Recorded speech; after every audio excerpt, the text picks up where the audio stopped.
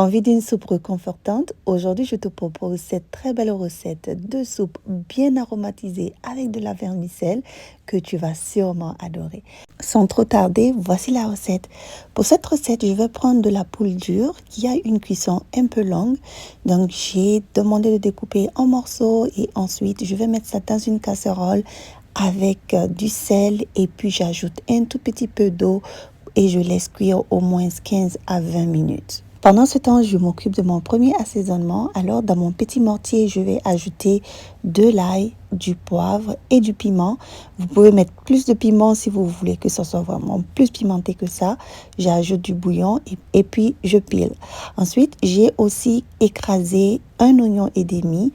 Le poulet a bien cuit, disons c'est à mi-cuisson, donc j'ajoute mon premier assaisonnement et j'ajoute aussi l'oignon écrasé.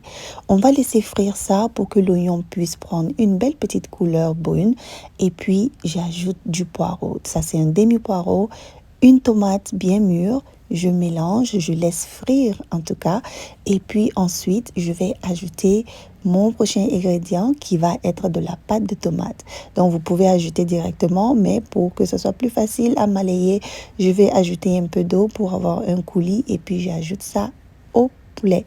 Donc je laisse aussi frire ça très bien pendant au moins 10 minutes et puis j'ajoute de l'eau à hauteur pour pouvoir cuire le poulet. Donc on va laisser bouillir ça aussi environ 15 minutes. Ensuite, je vais ajouter les assaisonnements.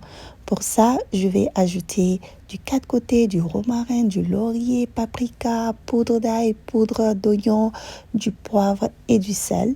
Et puis, je laisse encore cuire quelques minutes. Ensuite, j'ajoute les légumes. Pommes de terre et carottes pour commencer parce que ça cuit plus longtemps. Je laisse cuire environ 5 minutes et ensuite je vais ajouter des petits courgettes et du piment et de la vermicelle. J'adore le goût de la vermicelle dans la soupe. On laisse cuire jusqu'à ce que l'huile remonte et puis à servir avec du pain. C'est tellement bon. Moi, j'ajoute un peu de citron. Et voilà, on est sorti acheter notre baguette. Il y avait un snowstorm, mais bon, on ne peut pas s'empêcher avec la baguette. À plus, bye bye.